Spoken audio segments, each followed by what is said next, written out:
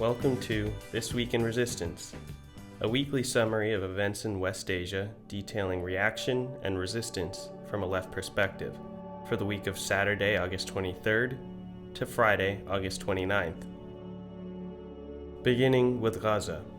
In the past week, the illegal settler colonial occupation called Israel's genocidal war on the people of Gaza has claimed 469 martyrs and injured 2,162.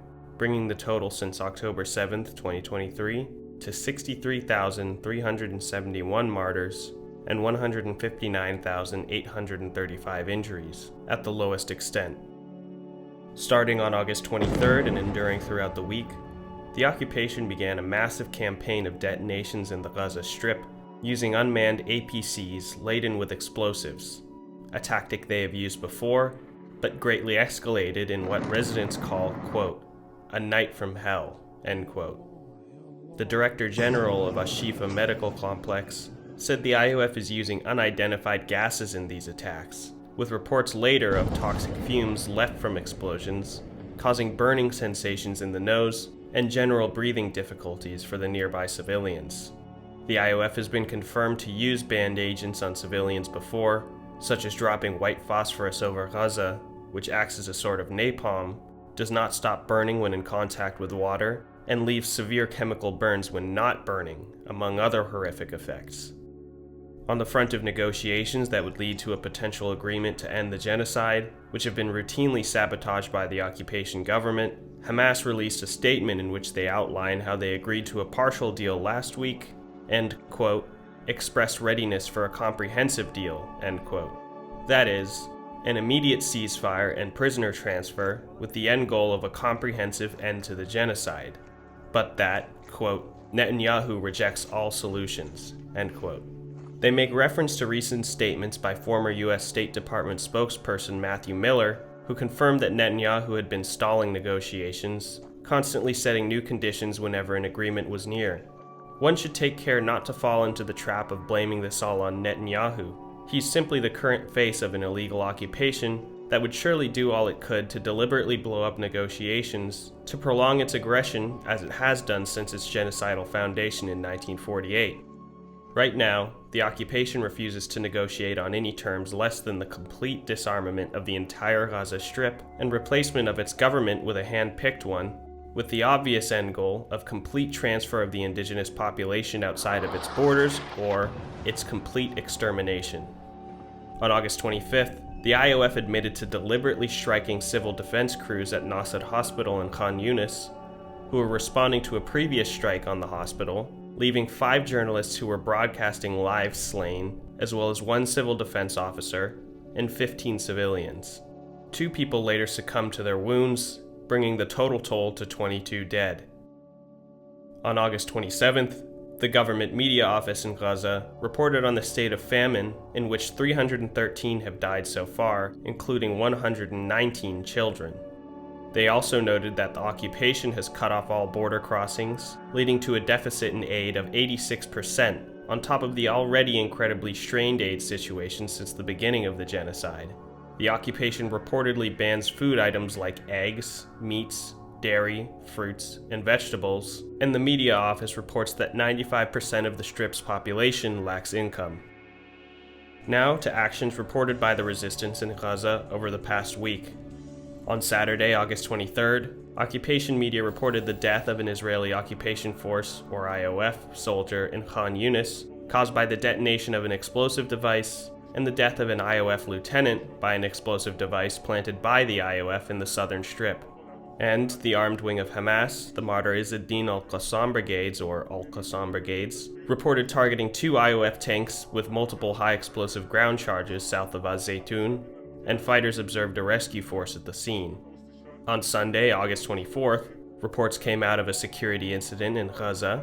The Democratic Front for the Liberation of Palestine's armed wing, the Martyr Omar al-Qassam forces of the National Resistance Brigades, reported that their fighters were able to seize an IOF quadcopter drone west of Az-Zaytun. Later, they reported the martyrdom of one of their fighters named Mohammed Mazen al-Khur when the IOF targeted him in a bombing in the neighborhood of As-Sabra. and Al-Qassam brigades hit an IOF Merkava tank with a highly explosive ground device south of Az-Zaytun, observing a rescue force at the location. On Monday, August 25th, Al-Qassam brigades targeted another Merkava tank with a Yasin 105 shell south of Az-Zaytun, and the Martyr Omar al-Qassam forces shelled an IOF gathering northeast of Khan Yunis using 81mm mortars. On Tuesday, August 26th, the Martyr Omar al-Qassam forces announced another martyrdom, a commander named Ismail Nabil Jarbo, or Ab Nabil, member of the expanded party council of the forces in Gaza, and member of the military body in their central brigade. He was assassinated in an IOF airstrike on his home, where he was present with his wife and daughter in Nusayrat camp in the Central Strip. The DFLP reported that he was last targeted for assassination in 2024, where his son Nabil was martyred. The Martyr Omar al-Qassam forces stated that, as per Resistance News Network, quote, "Targeting their leaders and fighters will not deter them from continuing the resistance and defending our Palestinian people," end quote, and that they will, quote, "remain loyal to their blood by following in their footsteps until the occupation is swept away and departs from our land," end quote. Al-Qassam brigades released footage of part of the complex ambush in Beit Hanun at the beginning of July, in which at least 5, likely more, invading soldiers were killed by 2 pre-planted IEDs. On Wednesday, August 27th, Commander Abu Khaled, the Martyr Omar al-Qassam force's spokesperson, reported that their engineering unit had seized an IOF quadcopter after making contact and successfully taking control of it. On Thursday, August 28th, drone sirens rang in the militarized Gaza envelope settlements of Bnei Netzarim and Nave near the border with Egypt. The Martyr Omar al-Qassam forces detonated a pre-prepared explosive device on an IOF troop carrier east of Az-Zaytun, and Al-Qassam brigade struck a Merkava tank with Yasin 105 shells in central Jabalia. Finally, on Friday, August 29th, the armed wing of Palestinian Islamic Jihad, Saraya al-Quds, reported that the previous Tuesday, in coordination with Al-Qassam brigades, they directly struck an IOF Eitan APC with a guided Cornet missile east of Az-Zaytun, observing medevac helicopters. Al-Qassam brigades reported that the previous Monday and Tuesday, they struck 2 Merkava tanks with 2 highly explosive ground devices in east and central Jabalia. And just as the IOF began their operations to occupy the north of Gaza, footage surfaced of intense clashes in Az-Zaytun, where resistance fighters ambushed a Nahal Brigade battalion, killing at least 1 IOF soldier and wounding 2, as well as putting evacuation attempts under heavy fire. Occupation media reported a second ambush in Sabra, a third in Khan Yunis, and a 4th separate ambush in Az-Zaytun. The resistance began shelling the site of the first ambush in Az-Zaytun, and 6 medevac helicopters came under heavy fire there, with occupation media reporting continued fighting, including machine gun fire, fighting at close range, and fortified IOF positions being attacked. After 4 hours, the IOF was forced to withdraw. The current toll, as per occupation sources, across these ambushes, is at least 2 soldiers killed and 13 critically injured. The specifics released at time of recording include 1 dead from sniper fire and the destruction of a Namad troop carrier, which was claimed by Al-Qassam brigades as part of their actions in Az-Zaytun, in which 7 were wounded, 3 critically.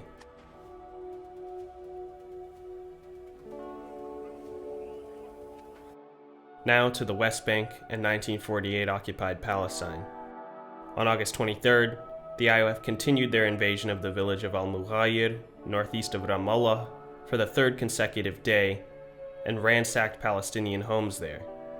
See last week's episode for more context. The IOF invaded Nablus and stormed the western plain of the town of Beit Dajan, east of Nablus. Settlers attacked Palestinian farmlands near the village of Farha, just southwest of Salfit, continuing attacks on the area from last week. The IOF blocked Palestinians from their land to allow settlers to move in the area of Hawara in Masafat Yatta, south of Al-Khalil. Later in the day, the IOF was still brutalizing Al-Mughayir, destroying homes, firing sound bombs into them, and abducting residents. A video depicts the massive force deployed in the pogrom on the village, and later they stormed the home of the village's mayor and smashed a resident's vehicle.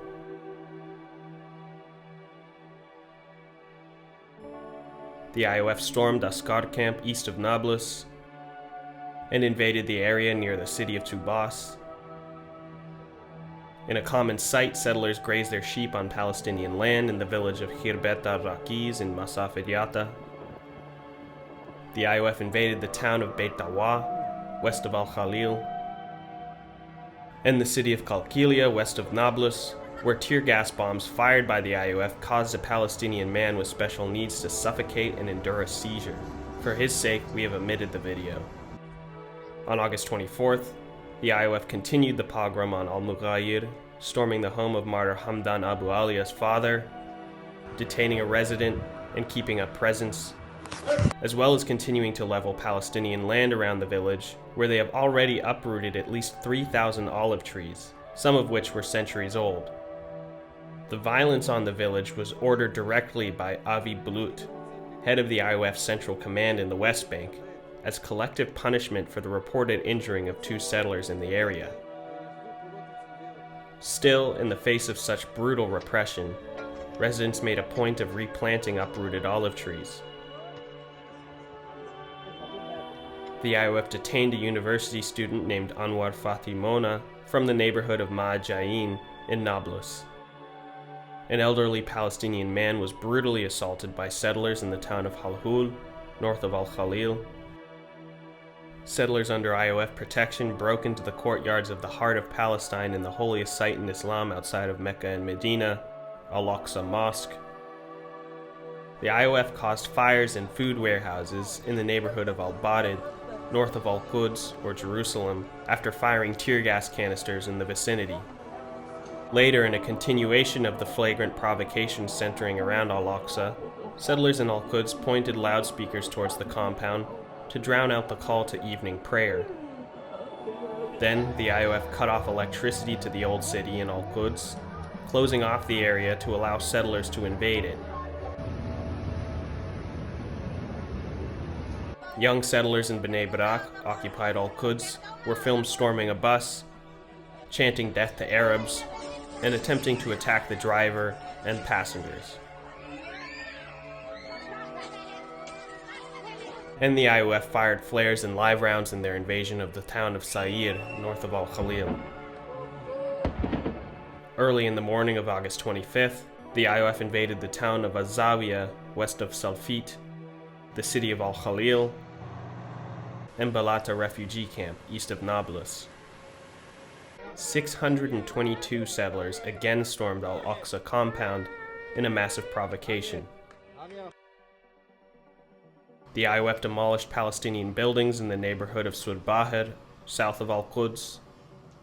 The Palestinian Prisoners Affairs Commission announced the death of a prisoner named Musab al-Aida, who had been shot just days prior in Al-Khalil, then detained in Ofer prison, where the day prior on the 24th, his detention was extended in spite of his critical condition. The IOF invaded a Palestinian family home, trapping residents inside and arresting one of them in the town of Bidu Jabba, east of Al-Quds. The Al-Mughayir pogrom continued, with occupation forces firing tear gas at residents. The IOF detained former prisoner Mohammed Yasser Darwish from the town of Al-Isawiya in Al-Quds, and chased a Palestinian man in their renewed invasion of the city of Qalqilia. Also on the 25th, the Jenin Camp Media Committee reported statistics on the 217th day of the IOF's aggression on the area. 70% of the camp's infrastructure is destroyed, 650 buildings have been razed, displacing at least 22,000 residents and leaving over 40 young men, including some resistance fighters, detained by the so-called Palestinian Authority. On the morning of August 26th, the IOF attacked Palestinian homes while invading the town of Tuku, southeast of Beit Lahem, detained a man named Nur ad-Din Amro while invading Sanjar in Al-Khalil, again invaded Balata camp, detaining 3 Palestinians. Occupation bulldozers demolished a wedding venue in the town of Kafr Misr, in the north of 1948 occupied Palestine. Settlers established a colonial outpost on the lands of the Palestinian village of Ain Yabrud, northeast of Ramallah. the occupation launched a massive escalatory raid in the city center of Ramallah and Al-Bire. Undercover units first entered the city, followed by heavy reinforcements.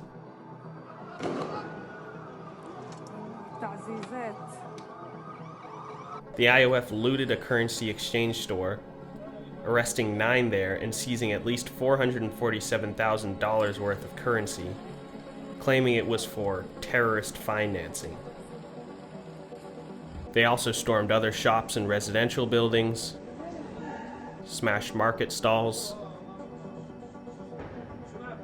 and fired live ammunition, stun grenades, and rubber bullets at vehicles and stores in the area.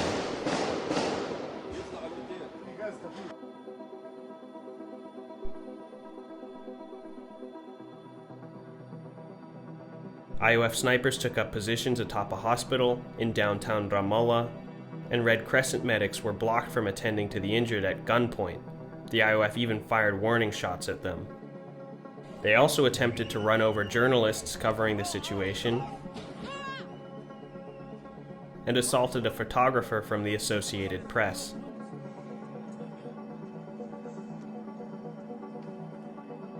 Reports indicate that 58 were injured in the invasion, including 8 by live fire, 5 by bullet shrapnel, and 14 by rubber bullets, including a 13-year-old boy who was shot in the abdomen. Residents of the city, rather than the so-called Palestinian Authority, who is supposed to be the law in the area, confronted the large-scale invasion, for instance bringing down an IOF drone with just a backpack. The IOF issued stop work orders to dozens of Palestinian agricultural buildings in the village of Beit Furik, east of Nablus, which is supposedly under full control of the so-called Palestinian Authority. Reports indicate clashes between residents of Dura, south of Al-Khalil, and the IOF as they invaded the area, firing live ammunition and tear gas at civilians. Armed settlers raided Palestinian farmland in Khirbet al-Tawil, near the town of Aqraba, southeast of Nablus. The IOF invaded the village of Sebastia, northwest of Nablus. Settlers uprooted and destroyed hundreds of olive trees on Palestinian farmland in Turmusaya, north of Ramallah, following settler violence on the area last week. Settlers also attacked and injured multiple Palestinian farmers and international activists in the area of Khirbet Qawawis in Masaf el-Yatta.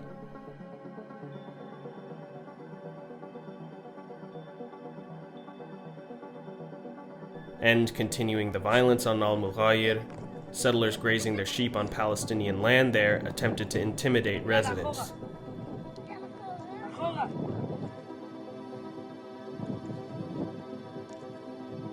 Finally, the IOF raided Doha town in Beit Lahem and attacked Palestinian homes while invading the towns of Al-Qarmel and Nizil, south of Al-Khalil.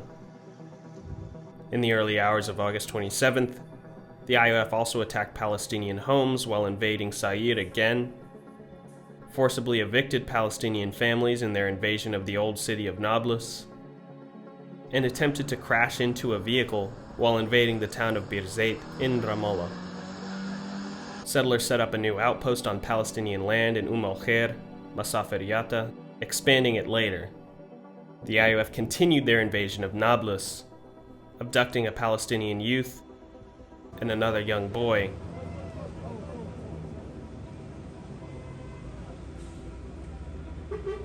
Obstructing ambulance teams and targeting journalists covering the aggression.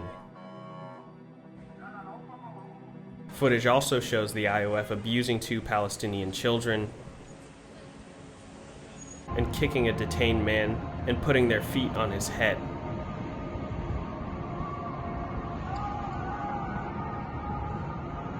Similar to the large-scale invasion of Ramallah, local youth, and not the so-called Palestinian Authority, confronted the invasion. The IOF sent reinforcements from the Awarta checkpoint towards the city, and the Red Crescent reported 37 injuries, including 2 from live fire, 27 from tear gas, 5 from rubber bullets, and others from bullet shrapnel and direct assaults, such as those shown earlier. Settlers once again broke into Al-Aqsa compound, performing rituals.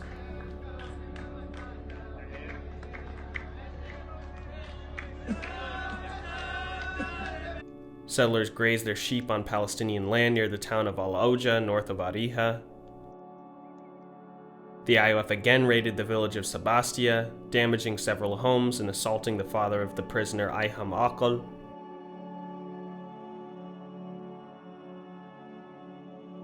And ran over and injured a Palestinian child while again invading Al Isawiya. Settlers expanded an illegal settlement on Palestinian land in the village of Deir Razeh, southeast of Dura, and a new settlement was established on Palestinian land in the village of Farata, east of Qalqilia.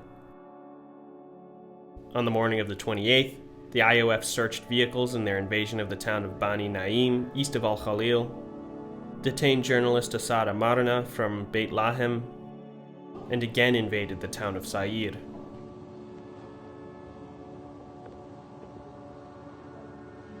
Settlers continued their second week of harassment of a Palestinian family in the village of Burin, south of Nablus, blocking the road to their home with stones.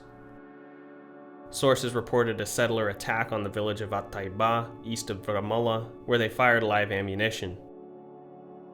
Settlers attacked Palestinian farmers and shepherds in Ain Samia, northeast of Ramallah, stealing around 300 sheep. And the IOF later invaded the town of Kafr Malik in the area. Settlers invaded Al-Aqsa compound for a fourth time this week. Settlers attacked Sheikh Said al-Amur in Khirbet al-Raqiz, and then the IOF showed up and detained him.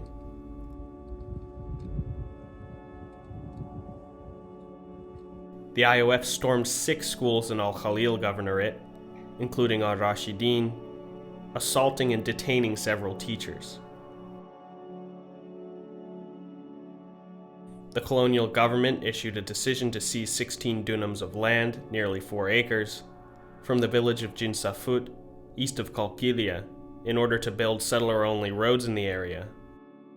Continuing aggression on Al Isawiya, the IOF forced a man named Mohammed Odeh to demolish his own home under threat of sanctions and fines. The IOF fired tear gas and illumination flares in their invasion of Al-Jalazun camp in northern Ramallah. The IOF invaded the town of Al-Yamun west of Jenin and detained a Palestinian in an invasion of Al-Bira city nearby. And finally, in the morning of Friday, August 29th, the IOF opened fire and shot tear gas in Al-Bira and fired flares over Sahel Salem, east of Nablus. A man was detained from his home by the IOF in the town of Kafr ad-Dik, west of Salfit. Settlers set up caravans on Palestinian land near the village of Beit Dajan. The IOF stormed a building in the neighborhood of Beit Hanina and Al-Quds, where the Palestinian Medical Association was holding elections, stopping them and abducting a doctor.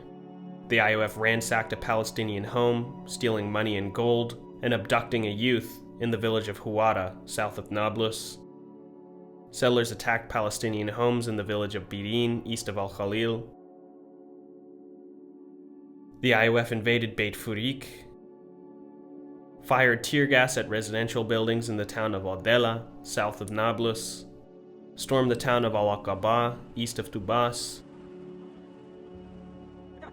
shot a Palestinian in a raid on Anza, south of Jenin, and stormed the home of a recently freed detainee in Birzeit.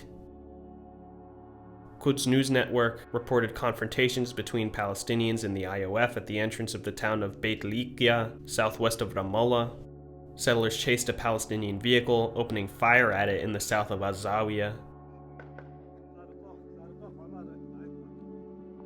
And finally, the IOF invaded the town of Qabatia, south of Jenin. In Syria, a report by Al-Akhbar on August 23rd stated that on Friday, the 22nd, 5 men attacked a home in Ransiya, southern Tartus Governorate, beating women, stealing money, gold, and phones, and attempting to kidnap some of the residents. Others in the village forced the assailants to flee.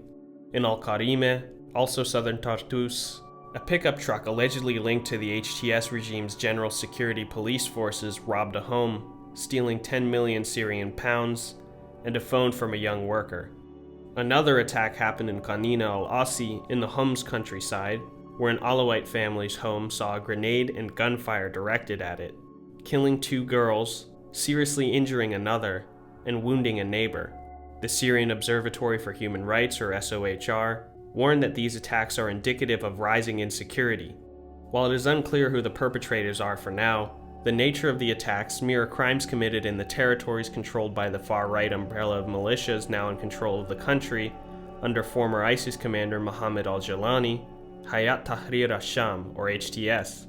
Before taking power, their territories in northwestern Syria were hotbeds of gender-based and ethnic violence, as the various commanders and militia subjected the population under their purview to kidnapping for ransom, general intimidation, and even summary executions. Whether these attacks are being committed by government forces or not, they are certainly demonstrative of the fact that Jalani has either far less control over his forces and country than is pretended, that he intends to run the nation like he ran his fiefdom prior to assuming power, or most likely, both. His regime has already participated in sectarian massacres in the area being discussed. At least 1,700 Alawite civilians were slaughtered, as well in Suwaida, where clashes with the local Druze minority have resulted in at least 1,600 dead. Upcoming elections in the country, set for September, are being postponed in the areas of Suwaida, Hasaka, and Raqqa because of ongoing security challenges. Previously, Mohammed al-Jalani dissolved the existing People's Assembly, issuing a declaration establishing a 5-year transitional period for the state. In line with this, 1/3 of the 200 seats to be decided in the election will be handpicked by him. In further news from Suwaida, on the 24th, dozens of Druze factions merged under a new force they have named the National Guard, uniting under the guidance of spiritual leader Sheikh Hithmat al-Hijri, who has called for the formation of military forces and a legal committee with political, economic, and judicial roles, comprising a separate autonomous region to protect the Druze. Al-Hijri has previously expressed desires for Israeli support, as well as calling for support from the HTS government while fighting was ongoing last month. The illegal settler colonial occupation seeks to use the real cause of the Druze in Suwaida, who were brutally massacred by the HTS government in the fighting, to establish an even larger foothold in Syria, connecting their illegally occupied zones in the Golan Heights and beyond to Suwaida, and they even have ambitions of extending to the autonomous zones in the northeast. Those zones in the northeast, controlled by the Syrian Democratic Forces, or SDF, reported the repelling of an HTS government attack on one of their military points in the town of Al-Junaynah, western Deir ez-Zor. Interestingly, they connect this attack, alongside other clashes recently between the SDF and the HTS government, to a rise in ISIS militancy in the area, stating that it was a, quote, desperate attempt, end quote, to sow chaos and destabilize the country. On August 25th, around 11 IOF vehicles and around 100 soldiers invaded the area of Beit Jin, southwest of Damascus, firing directly at civilians and causing panic. They also invaded the town of Al-Rafid in southern Quneitra, made an incursion towards western Jabhat al-Khashab in the Quneitra countryside, arresting someone from the village, raided 3 homes in nearby Taranja, where a civilian named Rami Ahmed Ghanem was killed by an IOF drone, and finally raided more civilian homes in the town of Suwaisa, Quneitra Governorate, firing in residential areas and detaining a young man. The SDF further reinforced their positions in Deir ez-Zor,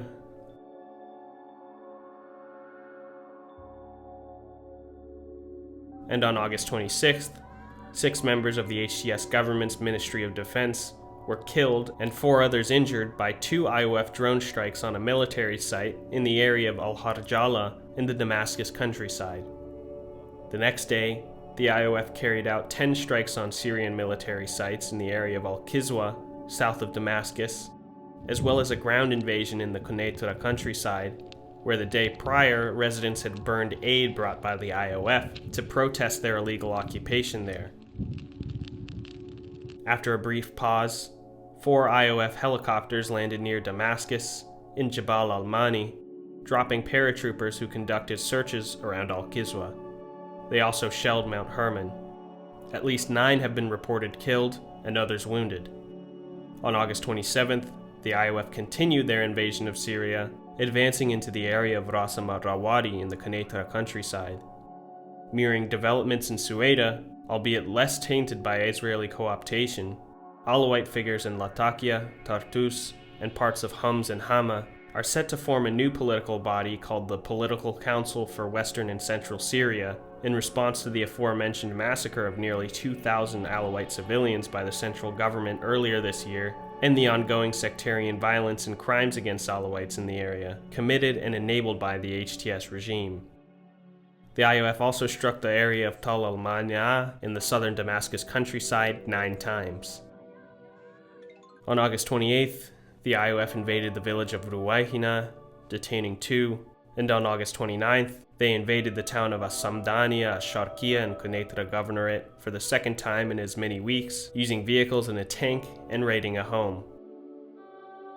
In the Sumeria neighborhood of Damascus, Al-Akhbar reports that around 100 Alawite families had their homes marked with X's and were given 72 hours by the Public Housing Commission of the HTS government to evacuate them, with witnesses saying those that resisted were threatened, attacked, or arbitrarily detained. The SOHR said residents were ordered to evacuate under threat of bulldozers. And finally, a Turkish drone targeted the vicinity of the Tishrin Dam on the Euphrates, at the front line between the SDF and HTS. The Turkish government has, in the past, used its control over the headwaters of the Euphrates to make water a weapon in its war against the Kurdish population and government of autonomous northeast Syria. In news from Lebanon, on August 23rd, the IOF kept up their violations of the ceasefire with Hezbollah, which already number in the thousands, as an IOF drone strike targeted a valley outside Tafahta. Almost all of these violations occur in the form of aggressions on towns in southern Lebanon, where most locations to follow are, unless indicated otherwise. The IOF targeted the outskirts of Ramya with a guided missile, an IOF drone dropped a bomb on an excavator in the village of Yarun, and the IOF carried out an explosion near Jabal Balat. On August 24th, a civilian survived being targeted by a bomb dropped from an IOF drone as they were building a house in TWIR. The IOF opened fire at a civilian car outside of Hula, near a Lebanese army position, and the IOF advanced 1 kilometer into the area between Marwahin and Adaisa, posting threatening leaflets against the owner of a stone factory. On August 25th, a civilian was killed in an IOF drone strike on a car on the Tibnin Road in Bint Jbeil district, and the IOF also targeted a civilian moving furniture from his home in the town of Kafar Kala. On August 26th, an IOF drone strike targeted a civilian harvesting sumac in the area of Karum al-Sharqi. Occupation forces advanced into the valley at Talat al-Hadab, moving into Khalat Warda outside of Aita al-Shab. And in a press conference in Beirut, the envoy of the genocidal American Empire, Tom Barrack, called Lebanese journalists, quote, animalistic, unquote, and told them to, quote, act civilized, unquote.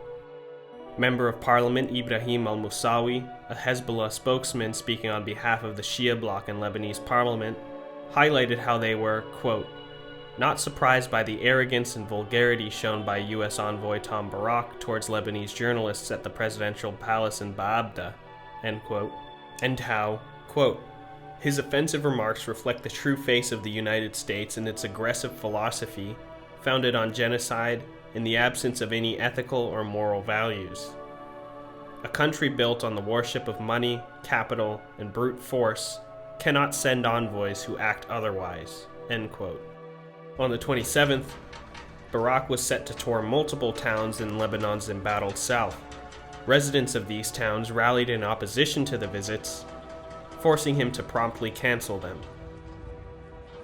On August 28th, the IOF carried out multiple drone and airstrikes across Lebanon's south, dropping multiple stun grenades on civilians at a construction site in Kafar Kala, and bombing the Litani River near a Lebanese army checkpoint, as well as Al-Mahmoudiya and Al-Jabur.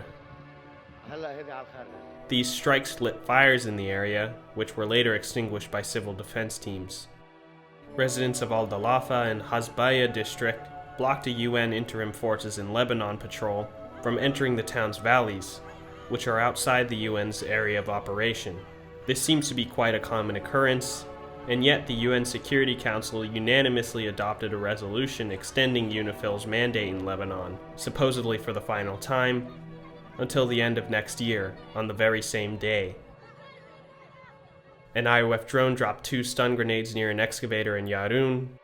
An IOF drone carrying a bomb fell while attempting to strike an excavator in Naqoura, and 2 from the Lebanese Army engineering team sent to inspect the fallen drone were killed. 1 was an officer, and 1 injured when they were targeted by the IOF.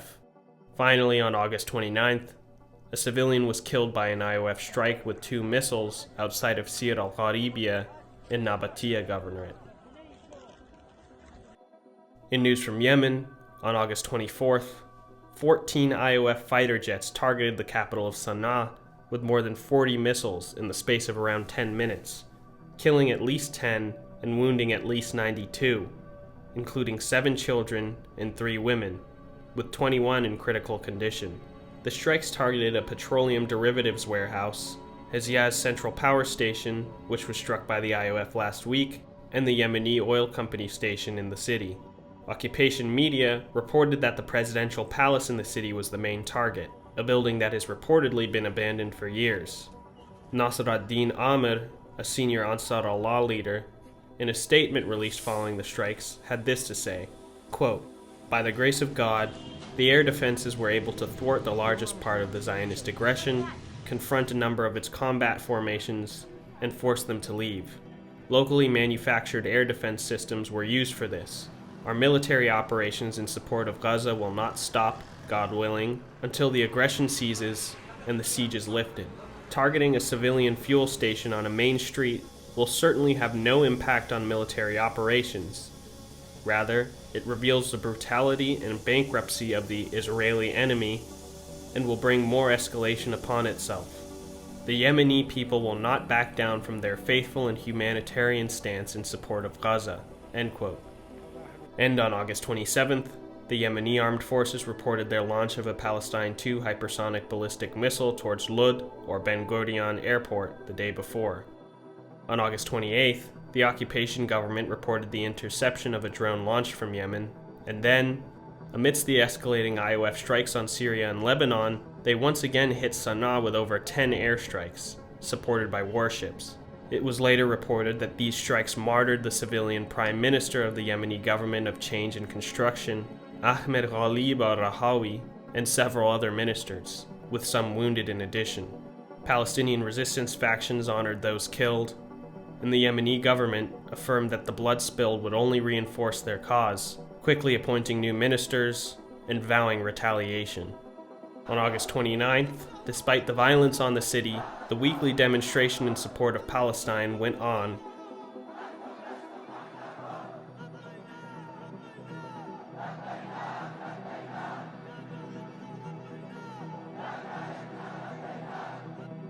In Iran, on August 24th, militants of Jaish al-Adl, a Balochi jihadist group, released footage of ambushes against Iranian police officers in Iran Shahr, Sistan and Baluchistan province.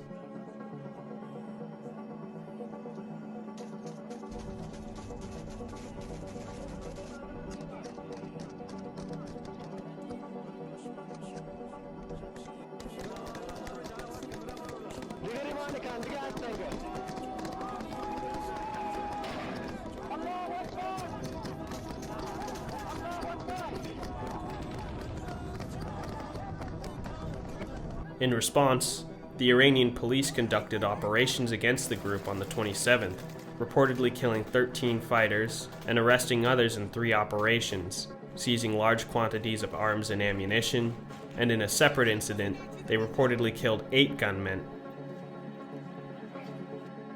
And finally, although a little outside of our usual purview, some news from Western Sahara. On August 25th, the Sahrawi People's Liberation Army, or SPLA, of the Sahrawi Arab Democratic Republic, the legitimate government of occupied Western Sahara, led by the Popular Front for the Liberation of Saqiya al-Hamra and Wadi ad-Dahab, or Polisario Front, carried out strikes on Royal Moroccan Army positions using GRAD rockets. We feel this is important to report on because the cause of Sahrawi liberation is one that is often a blind spot for many. Since the 1970s, the Polisario Front has led the fight against the Moroccan occupation of Sahrawi lands, and the Sahrawi people have had deep ties of solidarity with the people of Palestine for decades. Many forget, on the other hand, the deep ties the Moroccan state nurtures with the settler colonial occupation of Israel.